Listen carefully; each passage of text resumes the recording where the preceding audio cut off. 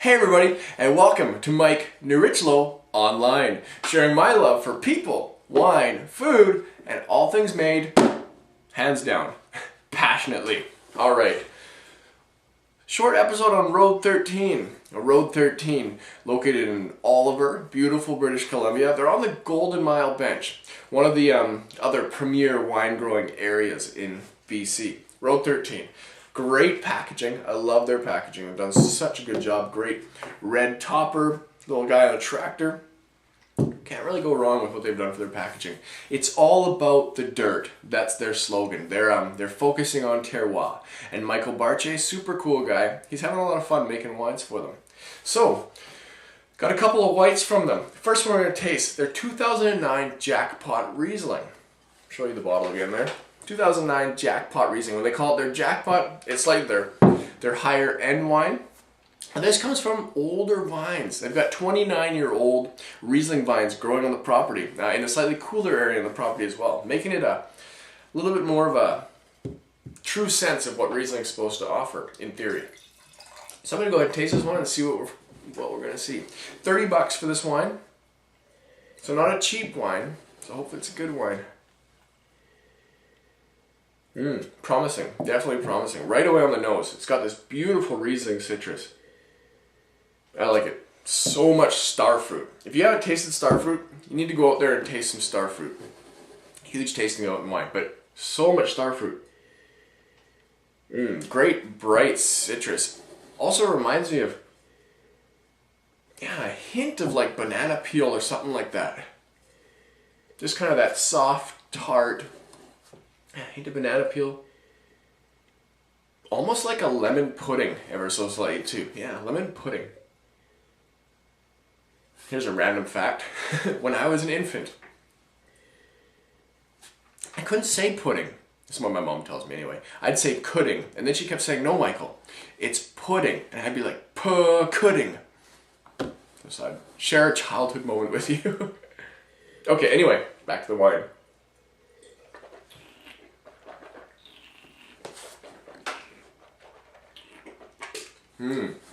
Okay, nice bright acidity.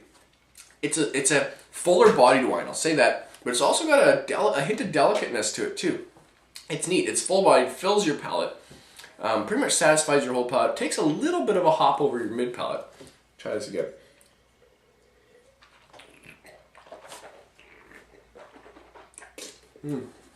It's briefly disengaged with your mid palate, but a nice sweetness up front. Beautiful finish. I really enjoy the finish. That starfruit / banana peel really comes through on the finish. Great acidity. I love the acidity on this wine. This is a great food pairing wine. I could see this doing super well with some good seafood. Heck, this would do good with turkey dinner. I love turkey dinner. In case you haven't caught on to that. Fatty foods, this would cut right through. Great, big, thick cheeses. Some sort of baked brie. Baked brie with a tomato something would go super well with this wine. I like this wine. It's a fun wine. It's a decent Riesling.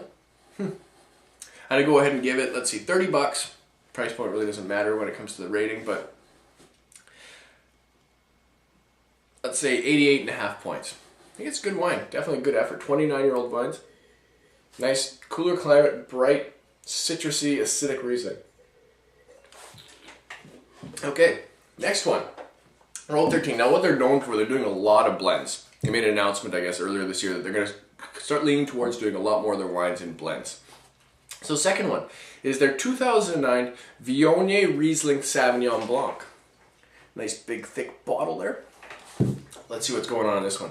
Now Viognier is a really neat grape variety. In 2009 was the perfect year for growing Viognier. It was a nice hot year here in BC.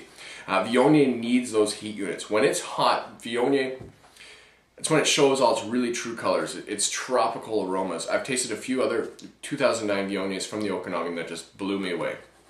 Super excited about that variety as well. And it's a neat variety. If you haven't tasted Viognier before, seek some Viognier out. You'll enjoy it. Make sure it's a good Viognier though, because poor Viognier on a poor year kind of just tastes like green olive juice almost. Anyway, that has nothing to do with these wines. 2009 is a good Viognier year.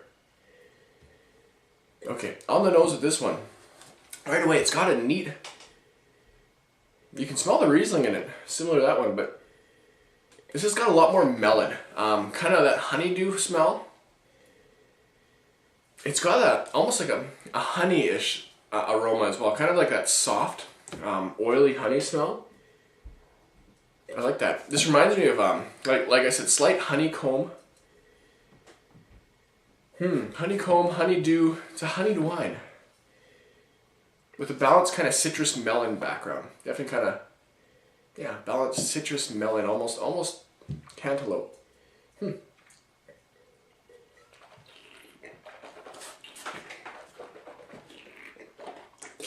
Okay, another bright citrusy wine.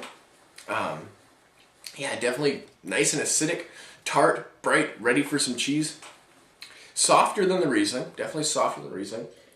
It's got a slight kind of oily feel on the palate that comes from the Viognier. Viognier definitely puts that out. I enjoy this one. That melon kind of comes through on the palate.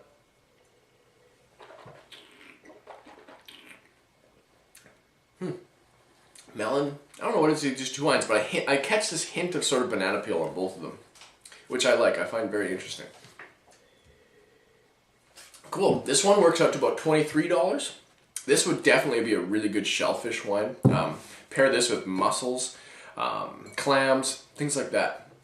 Could do quite well. It could probably hold up well to even crab legs and butter, something like that. Decent wine, 23 bucks.